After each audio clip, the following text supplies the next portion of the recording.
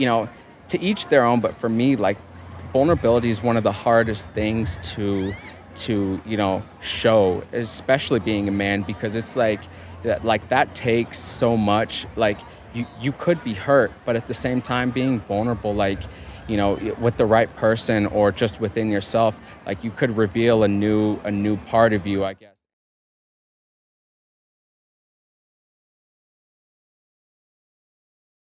I'm here in Austin with another beautiful human being. We're about to hear his story. So first of all, could you introduce yourself, just your first name? Hey, I'm Stanley. Nice to meet you, Stanley. Nice to meet you too. I'm going to take care of this microphone because it has a tendency to make some like glitches and stuff when I grab it. So I'll just make it perfect for you the whole time. Awesome, thank you, man. Yeah, here we go. The first question I have for you is, what is your energy like today? Extremely positive. I think being around people in general, especially after the pandemic, it's uplifting to be around everyone again and not closed in indoors like we have been for the past year. And did you embrace the pandemic and really socially distance yourself and all that? Yeah. I did, and it at some points it was depressing, but it's what we had to do.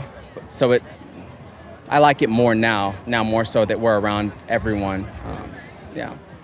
I'm glad you're back out and connecting. It's so important. Yeah. And on that same line of thinking, do you remember how you felt right when you woke up this morning? To be honest, a little bit tipsy, but happy. Just, I think more so that the pandemic is we're kind of easing out of the whole isolation thing. I'm waking up happier, as the days go on. I think that, yeah. Word. Yeah. Yeah. Tipsy this morning. I love it. Very, very much so. I have some friends visiting me, so I'm trying to show them a good time. And it was a long night last night, so but it's great to be out and about again after everything that's gone on. So I'm fully embracing it for while we can, at least. Yeah, let's do it. Yeah. What do you like doing with your life? What do you like doing with your time? Exercising. I'm really big into healthcare. I think taking care of your body. To be honest, you're able to live a fuller life. I think that the harder you work as far as exercise and diet, physical activity, the happier you'll be. Word. And have you always been this way, or is this something that you've gotten into more recently? I've always been this way. Interesting thing, it's gotten harder the older that I've gotten. I think life and work and different constraints on our lives kind of make it harder to do what we need to do as far as health and diet. But I think for the most part, I've always kind of more or less tried to be that way because it helped me feel better at the end of the day. Word. Well, I'm glad that you take care of yourself. That's self-compassion right there. Yeah. And that's how you also take care of everybody else, keeping yourself right. Yeah. And it's interesting. I do. That's something that I do, is take care of other people. I won't get too far into it, but it's you can't take care of other people unless you take care of yourself first and foremost. So that's something that I've really been learning. Not even with the pandemic, but just in general, taking care of other people, you have to make sure that mentally and physically that you're taken care of first and foremost. I totally agree. Yeah. What are your simple pleasures? As far as what? Just things that bring you joy. Oh, okay. I think, even though I consider myself an introvert, an introverted extrovert, so I even though I like being to myself, I like hanging out with other people, and people bring me joy. Hanging out with friends and people that even think differently than you, that more or less brings me joy on a day-to-day basis. People connecting, yeah. So, what are some things that make you feel peaceful? I think religion and faith specifically, to be honest, that's that's one thing that helps me feel grounded. No one's perfect, but I think that, at the end of the day, faith is something that keeps me well grounded, especially, when we're stressed and we're going through life. That's one thing that helps me feel connected. I'm glad that you have faith. Yeah. It's hard without it. Yeah, and it's tough, going through life day to day, just to maintain, a normal level of, I guess, faith or whatever you call it. But I think that, just going through, as long as I try to live life the best way possible, I think that, I'll feel connected and happy at the end of the day. Thank you for sharing that. I love that. Where's your happy place? My happy place. Whew. Let's see. Like just anywhere? Yeah. I would probably say the library is kind of very weird, I know, but I think that, going through life, I like to read, I like to study, so that's a place where I can just zone in and focus without any distractions, and that's where I feel the most happiest. That's where my introverted side kind of takes over, when I'm by myself and I can focus more or less. A place of focus. Yeah. That's awesome. Fabulous. Yeah. If you could do anything right now, anything, it doesn't have to be realistic, what do you think you would do? If I could do anything. Like if you just had a wish. If I had a wish, I would probably go to outer space. Be one of the people chosen to go to outer space. I think that very few people in their lifetime would get to do that. And I don't know if that's like a big thing, but that's something that I've always wanted to do, is to go out of space. Maybe not jump from outer space like that guy did from Red Bull, but just go up into outer space and just see the vastness of the world on like a macro scale. Confirm that it's round. Yeah. Oh, of course, and not flat. And not flat. Definitely not flat. That's awesome. I couldn't have expected that answer. I like that though. I think I wanted to be an astronaut when I was a kid. I think most people. Yeah, most people did. But it's like when you grow up, life happens. But it's still something that I aspire to one day do. So yeah. And maybe it'll be possible. Like more affordable as like all these things start making it happen. Yeah. Next question, carrying us right along, is how does love impact your life? I think both. This is a hard question. I think both negatively and positively. I think love is an emotion. It's it's made my life harder at some points, just going off of emotion. But it's also, made my life a lot easier in terms of, the people that I care about. Because when you love the people that you care about, you're able to fight for them, etc. But I think love is a very, very strong emotion. Very strong. I think one of the strongest. Yeah. And where's your love balance right now? Too much? Not enough? Just enough? Now it's I would like to say that it's just right.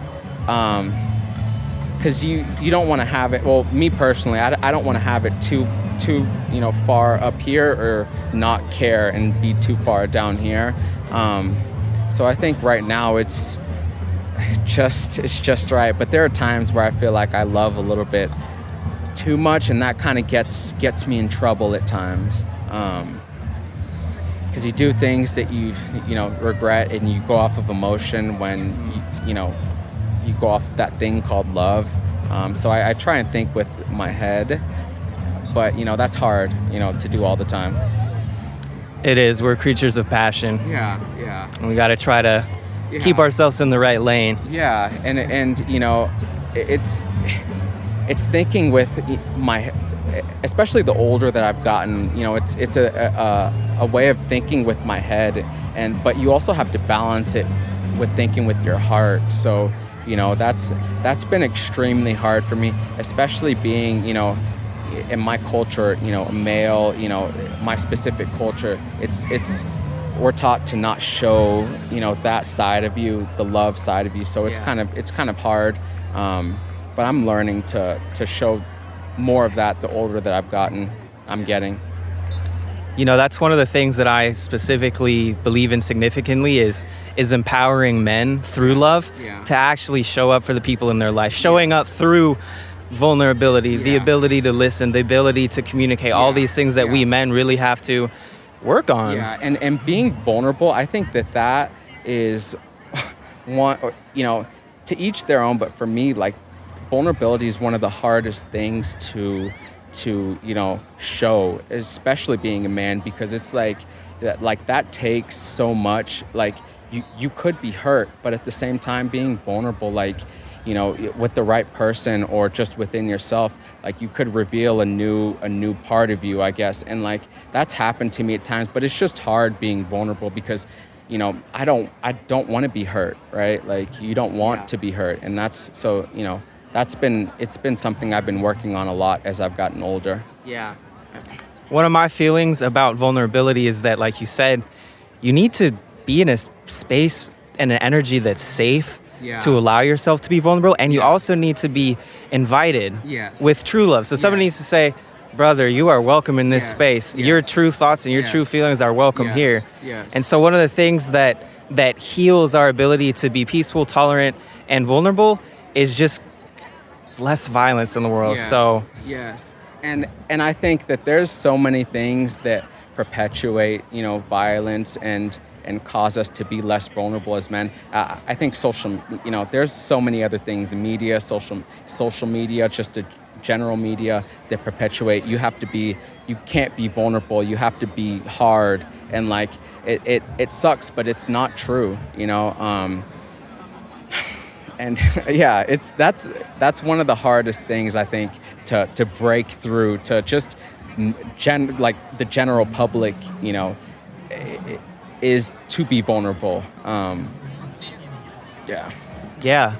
So in terms of love, vulnerability, are you connected in the ways that you feel you need to be connected right now in your life? I think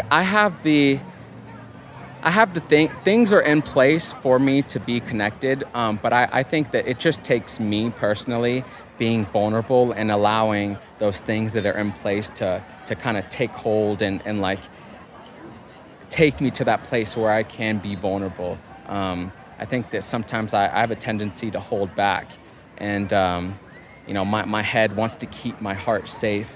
So so.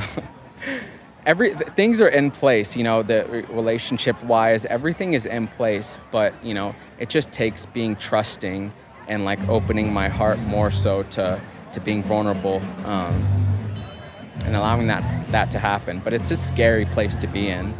And I think that's just me believing everything everyone else says around me and looking around. But, yeah.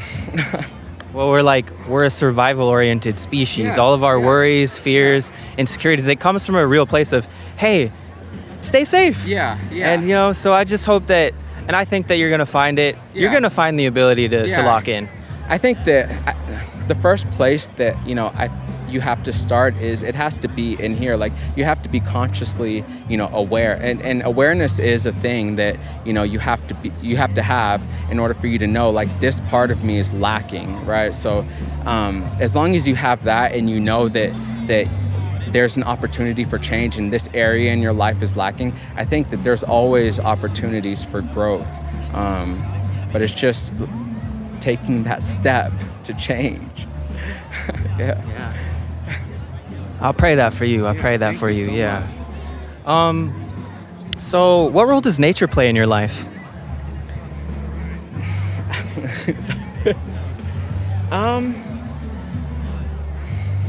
So nature plays a pretty big role in my life, but I also believe in science. I think my faith, it's conflicting because going through life, I have to have something backing whatever I believe. and science does that, but there's also a faith aspect that, I do believe nature to a certain extent. So I don't know if that answered it, but Well, it's how you interpreted it, which Okay. is exactly what the world wants to hear. yeah. Okay. What are your goals? My goals. Wow, these are great questions. Okay, Thank so yeah. So to be successful. No, that's extremely generic. But I think what the world says, for males to be successful, to make this amount of money, I think at the back of my mind, that is a goal of mine to be, have financial stability and, to be able to take care of my family and be able to protect and provide. But I think Let's see what this is. yeah, a main goal. What's up? You have to have a permit to film in here for a video. Oh, okay. And we're still running here. Okay. So Yeah, we're just very gonna roll with it. Yeah, very nice. So you were talking about successful. So I think that on a macro, like a grander scale, like to be successful is to be financially stable and to take care of family. But I think for me in general, the older that I've gotten, I've realized that, a goal of mine is to be more emotionally intelligent. I think that, that's something that drives me, especially in all of my relationships, is to be more emotionally in tune with my feelings, because it's not something that I've ever done and something that's not pushed as a male, to be honest. Well, I invite you into that space. Yeah. I'm calling for you. Yeah. Yeah. And everybody is, just nobody says it. Yeah, no, like people aren't comfortable with that topic. Well, males aren't. A majority of males that I surround myself with don't really talk about how they feel. So, the relationships that I have right now, I feel comfortable to do that, and it's made a world of change in how I communicate with my family or my significant other, to be more emotionally in tune with like my feelings and not to keep things suppressed. So. Thank you for sharing that. Yeah. See where we're. I love that you're sharing. Yeah, man. Yeah. So we've been talking about the love, the connection, the vulnerability. The other side of that is, what are the doubts? What are the worries? What are some of the things that you're afraid of? The number one thing is being hurt. Not only by the people that I closely surround myself with, but like just the general public looking at you like you're not a man. I think that's something that I fear, and it's something that holds me back from being more emotionally intelligent. But not caring about that at the end of the day, is going to help me as far as my communication and things like we just talked about. But yeah. Thank you for sharing that. I think a lot of guys are going to resonate with that. Yeah. I think that hopefully it does, because I think more people need to talk about that and bring it to the forefront, because communication and emotional intelligence is a huge thing that not only helps out with intimate relationships, but like just other relationships on a macro level. Like, if you're able to effectively communicate your feelings more specifically, then you're able to, I don't know, it just makes life better. I feel like makes you more happier and in tune with yourself. Like you're not holding things in. I agree with you. Yeah. I agree. Without needing to qualify, without needing to measure, what's something that you're proud of yourself for? My work ethic. I think that just to put my head down and just to work and not really, care about what's going on outside of, what I'm focused on. I think that's one thing I'm proud of myself that I've always been able to do, but it's like I said, it's come at a price, and I'm trying to work on that emotional side, but I'm still proud of that side of myself. The ability to put my head down and work at whatever I'm able to or want to achieve, whether it be career or anything like that. You know what? I think it's really important to celebrate yourself and to celebrate the beautiful qualities of you, the gritty qualities, and all the successes. I think that's something that, you need to celebrate for yourself, but also celebrate with your friends and ask your friends to celebrate with you. Like, it's actually really important to really, like, notice what you love about people. Yeah. And that's honestly one thing that I have been doing more so lately. 'Cause I'm not really an outwardly person whenever I want to celebrate my achievements, but when I do that, it makes me feel better. Like, you did do this, you can celebrate, you can have people celebrate you, and so it has me feel better about the hard work that I do within my life. Because hard work is really hard. That's the thing. It doesn't become easy. It's still hard every day. Yes, man. And to have people notice that and like celebrate with you, I think, builds also connections within your life, within my life, especially with friends and family and things like that. So, Yeah. So. And like when you celebrate yourself, I mean, you're celebrating everybody else because we don't do anything on our own. Yeah, and that is very true. And I've thought about that. Every achievement that I've had throughout my life is because of somebody else, whether it's parents or coworkers or friends that push you, or like, I don't necessarily think about it a lot, but the friends that I surround myself with, I feel like I'm an average of the 5 closest friends that I surround myself with. So like, even that aspect, they're able to, I feel like push me in terms of like, I see them being successful in whatever it is they do. So that pushes me, right? So, that aspect is very, very true. Yeah. And if you had advice to give to the people who listen to this, what would it be? Just to remain open and, I think I'm speaking to myself also when I say this, but I think just to remain open and, to forgive also. I think that those two things are things that I struggle with. And, I'm, like I said, I'm speaking to myself, but I think, forgiveness is something that a lot of people have a hard time, doing. So I think forgiveness and just being able to communicate better is something that, I would say. Thanks for sharing that. Somebody's going to hear that and it's going to help them make a change. Yeah, man. It really is going to be like that. Yeah, I appreciate you. And then the last of the questions that I had planned was, do you think that our government and society does enough to encourage tolerance and understanding? No, I think not at all. I think, at the end of the day, it's a huge discussion, but I think, we're a capitalist society in general. So things boil down to the dollar bill. So, mental health, really takes a backseat to everything else. So I think that you really have to search.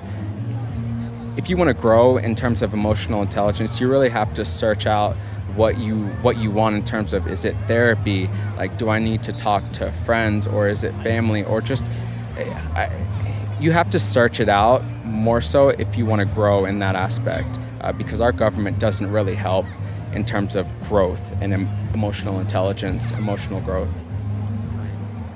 I'm a Buddhist person, and the Dalai Lama will say, we should be teaching a compassion class. We should be teaching a class on listening. We should be teaching a class on tolerance and understanding. Like, these are actually qualities that need to be developed in people. And not just even, like, those aspects you can apply to so many other areas in life, and in business and in like health and whatever. And it's a shame that those aspects aren't ingrained in our educational system.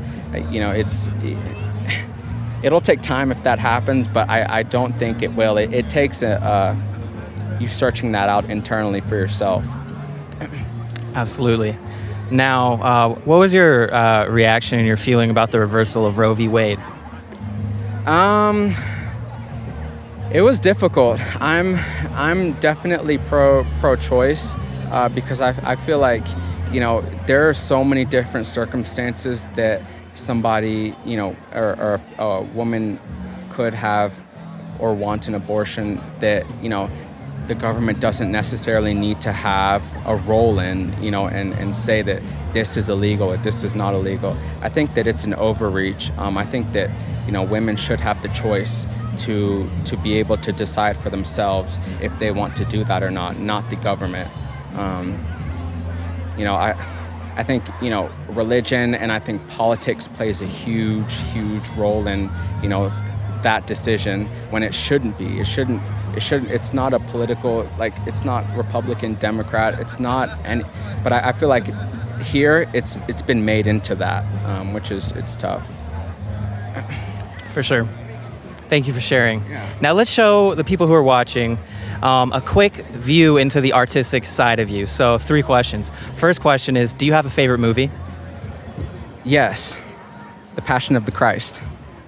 Wow. Yes, that is my favorite movie. I think it just gives me a real life picture of Jesus Christ and you know, his story.